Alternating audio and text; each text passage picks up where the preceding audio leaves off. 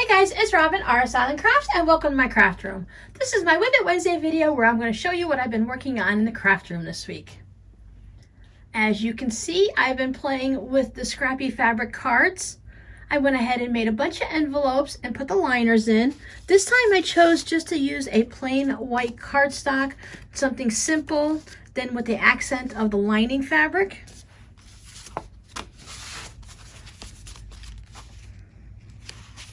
Found some just fun, subtle colors, nothing outrageous and bright, just some nice little things. I'm making thank you cards, or how you doing cards, or I'm thinking of you cards. Something that I can have on hand that when I want to send a little note to someone or a little thank you, I have them. Just scrappy everywhere. I just pull out my little scrap bin and I grab little pieces of it, and I believe I made 13 this time. I like to make at least 10 at a time. It's if you're gonna go through the whole process, you may as well go ahead and just make a bunch. I did make a few that are just in simple, like stripes of fabric, just little columns, and then the rest of them I went back to just having fun and just putting a bunch of little scraps everywhere. I had fun when I was stitching it down.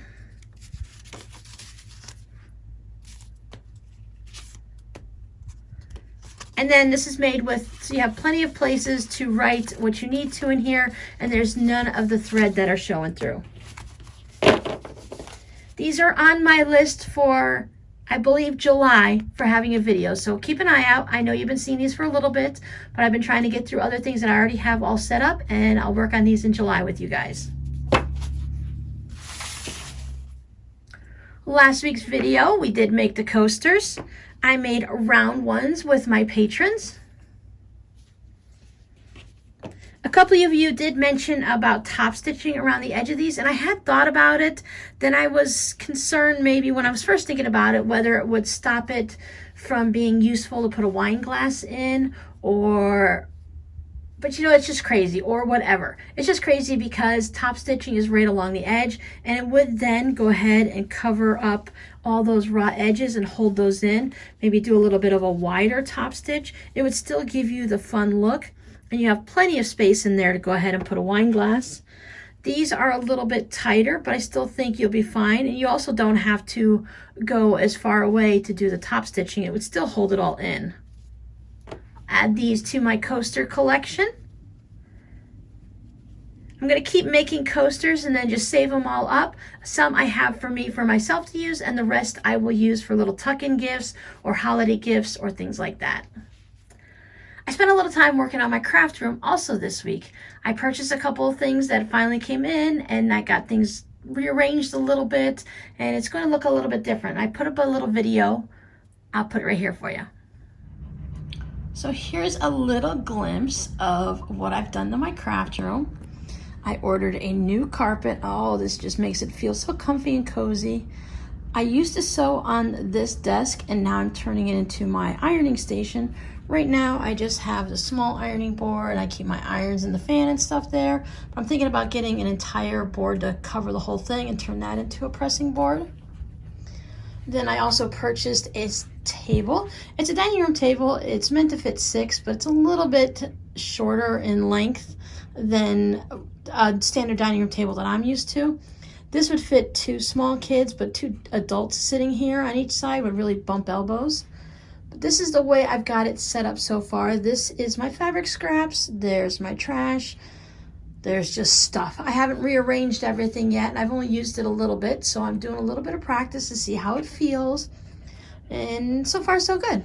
I do have a chair that I would keep up there, but it's really ugly, and you know, it looks better without the chair. And I still have my shipping station and all my stuff over there, and you know, I easy access to my window with my crummy curtains. Not crummy, but crumb block curtains. So yeah, the biggest thing, the change was I now have a table to sew on, which, let's see, I'm recording this before I do my WiP Wednesday video, so I'm not sure how it's going to work out, but that's where I'm going to record my WiP Wednesdays. And then a nice carpet. And hi, puppy. That's puppy Susie. Puppy Susie is 13 years old. Yes, you are. What? She's an old girl. She just likes to sleep. But yep, so that's what my craft room looks like right now. I said I'm just testing it out to see where everything goes and how it fits. I left a little chair here for the cats to lay on. I cover chairs like this has got a cloth seat to it, so I put a couple old t-shirts on it. So when they get all their fur on it, I can just take the t-shirt off, wash it, and I don't have to worry about getting fur off of the chairs all the time, or if they get muddy paws or anything like that. Still have messes to clean up. Yes, yes, yes. Of course I do, but this works for me for now.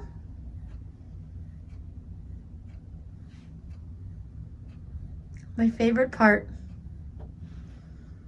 Bye. Thanks for hanging out with me, and I'll see you guys next time. Now, the other thing that took up most of my week was working out in my side yard. I've been tearing up all the weeds and the Bermuda grass and the stuff that I didn't want growing there, because I wanted to put my hibiscus hedge all along the side of my yard. Rob and I decided a long time ago it'd be great to put some bushes up along there and make a little hedge. We just weren't sure which ones to get and how we were going to do it. Then I saw one on Instagram that they were doing with the hibiscus, and I thought, oh, well, that's brilliant. So I've been picking up the hibiscus plants, I've been growing them and getting them nice and sturdy. I got the whole yard on the side all dug up, and I was able to plant my hibiscus on Sunday. I've been about 6 hours out there just finishing it up and getting everything planted. I got the grass seed in, and then it rained really good on Sunday night.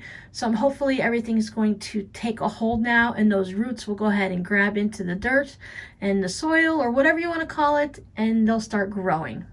I made a video of that too. Watch it right here. Hey guys, it's Robin, RsIslandCrafts, and I'm outside in my side yard.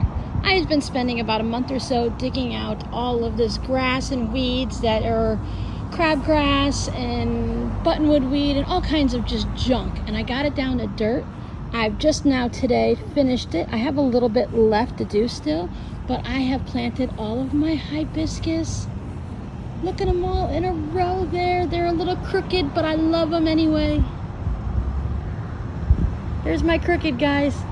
That's okay, they're a couple of my favorites. And they go all the way down. This is 80 feet, I believe. I have planted them every 4 feet. I didn't get all the grass taken out here, but I just couldn't wait anymore. But look at that gorgeous beautiness. I have this little fence up here to keep anyone from accidentally mowing over them if they don't see them. Maybe the flowers aren't there and green is green and you can't tell. It is a gorgeous hot day right now. It's like a little afternoon. We're due for some rain around 4, although I've watered everything a little bit. It's so dry even with all the rain we've gotten. It needs more rain. I can't just water them. I need to have rain on them. But I just wanted to show you guys how gorgeous it is. Oh, and I tell you, these orange ones are my favorite. I've hit them with the sprinkler, with the hose, with the water, so they're not as beautiful, but the colors are so great. And there are so many buds on each and every one of them. And this guy right here has yellow and pink buds, and I just love it. I love it. I love it. Gorgeous yellow one and some more oranges, pinks and reds. And then, you know, I've got messes I still got to pick up, but this was my main project recently, and I'm just in love with it. I am within my easement, I'm within my property line, I am within all legal bits, so these things can just grow beautifully. The hibiscus are supposed to grow 4 to 6 feet tall. They grow into a hedge. That planting them 4 feet apart, I was told, might even be a little bit too close, because once they get growing, they will turn really into a great hedge. And yeah, it's going to be nice and thick and tight, and that's what I want, so I love it. One more look down this way. I know it doesn't look like a lot right now, but it is a lot of hard work for me. I have been raising these hibiscus since they were just little guys. Picked them up at Walmart really cheap, and I've just been grooming them and watering them and keeping them going, and I haven't killed them yet, and I'm just very proud of that fact. Alright, I'll talk to you guys later. Bye! So that pretty much took care of my week. I want to show you a couple things that did come in the mail this week also. Don't worry, I'm not going to be doing this a lot. It just happened to be one of those times when I had a good haul last time from the Dollar Tree with craft stuff, and I just wanted to show you a few things this time. These aren't from the Dollar Tree. I actually ordered these online. I picked these up on Amazon. This rotary cutter came with this bias tape set. I had my eye on this for a while because I like the fact that it's all set together in a little container, and it comes with an awl and the clippies, the different size bias makers. It comes with the foot, and I think I used a foot similar to this before to put the bias binding onto my quilt, and then pins. I haven't looked into how all of these work. I have used the bias tape makers years ago and just a couple times. I had a request that, can you show how to use these and any tips and tricks? This is another video that's going to probably wait until July because I want to play with it a little bit to see how they work and see where the struggles are. I know where a couple of them already, and I already know a couple tips, so let me see if I can do a little research on these and figure it out. But I'll put a link down below to the Amazon spot that I bought these from. I paid a little bit extra to get the rotary cutter. I didn't really look at what it was. I just noticed that it was one of the ones that you have to hold in to use, and I thought that'd be good for me. It's not a name brand or anything like that, but I thought it would be good also for just maybe cutting batting. Just use this one for batting. My good one for fabric, I have the old blades that go for paper, and then this will be good for batting and fleece and felt and stuff like that. That way I can easily tell the difference between one and another without having to write on it or anything like that. I ended up paying $5 extra for this, so I think $5 for an extra rotary cutter is pretty good. I'll have to see how that one works though. You can buy these individually, and you can buy just the bias tape makers, or you can buy the whole kit. I do like the whole kit. I had most of these before, but over the years I've lost them. And the only one I can find so far is the really large one. And as you can see, these have color on them now. So what's nice is they do say the size on the back of them. This one happens to be a 12 millimeter. This one doesn't say anything. And I like that at a glance you can just grab whichever color. Plus, of course, the box is going to help me. I'll lose the entire box, but I won't lose each individual piece because I'll make sure they go back in there. Now, this foam may end up disappearing eventually because it's a little annoying to get the pieces back in, but as long as they're all sitting in the same box and container, I'm happy with it. Plus, it's got a it's a see-through lid. It's a little cloudy, but it is see-through, and you'll know what's in it easily. If, like me, you wanted to purchase one of these bias tape kits, you just search them on Amazon for bias tape. I think all I did was search for bias tape, and all different ones popped up. I just happened to see this one came with the extra rotary cutter for an extra $5, so I went ahead and grabbed that. These are basically all the same. All the kits look the same to me. I received a hair marker. I was mentioning one time on one of the videos about using a hair marker to mark quilting lines because it leaves like a little crease, a little line in your fabric so you can see. Now the person that purchased this, thank you very much. We've already chatted. Like me, didn't realize when we opened the package, we're like, wow, that's pretty small. I don't think either one of us realized that this one is for applique and sewing. And then there's another one for quilting. But you know what? I was using this for a variety of things already. I used it on making the cards to help flatten out the cardstock and stuff like this. It's still large enough to use. I'm going to test it out anyways to see how well it'll work on a quilt. I think it's probably better to have that big chunky one and make nice lines, but I'm sure this one's going to work just as fine. So I'm going to be testing that out soon. I'd also mentioned that I'm going to be making a cable sweater later this year, and that I wanted one of these cable hooks that are like the J like this. And I tell you, I could not find one anywhere like this. Kind of like a fishing hook. I can find these no problem, and I have straight ones, but I could not find this hooked one. So she found the hooked ones and sent it to me. And it's really good because even these little, I have these that go down like this, but these are smooth. The ones I have ridges, which will hold the yarn so it doesn't slip off.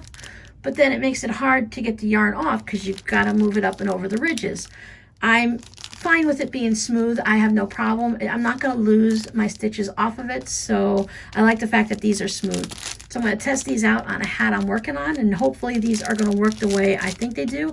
I've used them in the past and enjoyed them, but then once again, somewhere in the house, the one I had disappeared. Another subscriber was really sweet and generous and sent me some of her salvages. Thank you so much. I was thinking like the salvages that I have, they're short. Some of them are longer and I can use them on different projects like that, but I wanted to make a quilt for myself. So I was thinking about all the ones I had, well, maybe I'll make a small wall hanging. But because of the generosity that this one right here, these are all long ones. They're very, very long, several yards of them. So that's great. I'll be able to make a lot of blocks with that. But because of the generosity of you guys of sending in salvages to me, now I'm thinking that I can probably make a lap size quilt. So I'm going to go ahead and start working on some of these. I want to do it as a quilt as you go, I believe. At least that's what I'm going to try. I'll probably try a wall hanging or something first to see how that works. But I'm really kind of happy and excited that I'm going to be able to start working on an actual quilt for the living room or something to snuggle underneath, a little lap quilt. And I think that'll be really fun. So I will be taking you guys along on the process of that. This is definitely going to be one of those long-term ones, because while I do have a lot of salvages, it's one of those things where you think you have enough, but yet you always seem to need more, or you want a different color. And I've went ahead and I've separated them out as I went through them. I took the holiday ones, there were some Christmas ones and wintry type things, and I've already put those away in the salvage stash for a more holiday themed project, right? These are the long ones. These are the ones that don't have any of, they're all the colors. They're all printed. They don't have any of the dots or the names or anything at all like that on it. These are the ones I pulled aside for myself for some favorites. I like to take out the solids or semi-solids, anything with polka dots or some fun bright colors. So I saved those aside for myself to make sure I don't use those accidentally in a regular project. And then these are the ones that are more of the shorter ones. Some are a little bit longer, but most of them are 12 inches or less. And it's really nice to have them separate. So when you're working on a project and you know you don't need a long piece like this, you just need, if you're doing like a string block, I do the same thing with my strings. I like to keep the long ones and the medium ones and the short ones so that as I'm going through, I don't use all my long ones down here and I don't keep grabbing a shorter one when I want a longer one. So it's just nice to have them separated. It does take a little bit of time, but once you set up your collection, then it's easier to pull what you need as you need it instead of constantly flipping through a box or a bag and just digging out and just trying to figure it out from there. At least that's the way I'm doing it right now. And if you spend a little bit of time now, and then as you make your salvages or your string blocks, you go ahead and sort them by size or color or holiday or theme, then when you're ready to do your project, they're all set and ready for you. So a huge thank you once again to everyone who's been sending me salvages. Thank you so much. And for those of you that send 3 or 4 or 5 and you feel like, oh, Robin, but I only have these 5, I just love them anyways. I'm putting a little bit of you guys into my projects so that when I know that this quilt is done and I'm snuggling under it, or I'm using a project bag that I made with them, that they were sent from you guys and that you cared enough to send it and to share it. So it's kind of like a hug from everyone, you know? When you make a special quilt for someone where people have donated blocks or something, it's like getting a giant squishy hug. This is a squishy hug. A giant squishy hug from everyone you know. So thanks for hanging out with me in the craft room again this week. I'm not sure what I'm going to work on this week coming up, but I'm sure it's going to have something to do with scraps and fabric and bright and colorful fabric. So I'll talk to you guys later. Have a great week. Bye.